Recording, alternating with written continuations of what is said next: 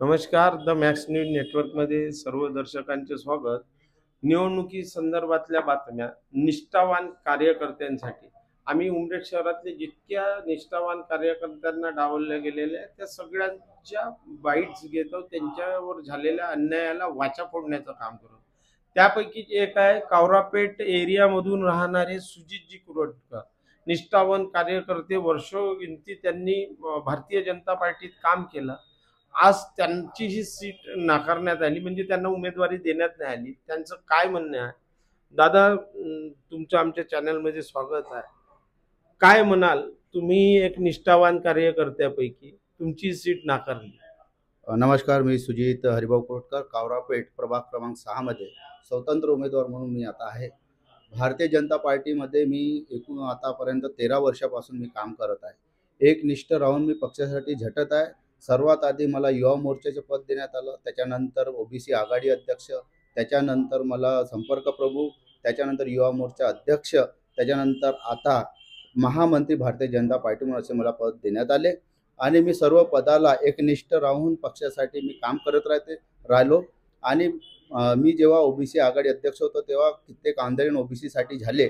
त्यासाठी मी नागपूरमध्ये आंदोलनासाठी, उमरेडमध्ये आंदोलन केले आणि मी समाजासाठी सर्वोपरी काम करत आहे. जेव्हा केव्हा माझ्या समाजाला माझी गरज पडते, अर्ध्या रात्री मी उठून धावतो आणि ते आता दिसत आहे, ते जनतेच्या तोंडात आता माझं नाव आहे. तरी पण या भारतीय जनता पक्षाने आता विकत घेऊन असे आणलेले बाहेरील लोकांना तिकीट देऊन राहिले. जर अशा बाहेरील लोकांना जर तिकीट देत असेल पक्ष, तर जे गोरगरीब जनता जे आहे, जे माझ्या प्रभागात आहे, त्यांना जर कधी काळी काही सर्टिफिकेट लागले, दाखले लागले, तर ते का रात्री अपरात्री म्हणजे त्यांच्या घरी जाऊन नागपूरला थोडी न घेणार आहे. म्हणून माझ्या जनतेसाठी मी आपल्या प्रभागात असा विकास करणार आहे आणि जनतेसोबत राहणार आहे. जेव्हा केव्हा मला माझ्या जनतेला गरज पडेल, मी त्यांच्या सोबत राहणार आहे. सुजित भाऊ, मला एक असं सांगाल, तुम्ही बाहेरचा उल्लेख केला. बाहेरचा उल्लेख म्हणजे काय? की म्हणजे बीजेपीचे कार्यकर्ता नसताना अशा उमेदवाराला सीट दिली काय?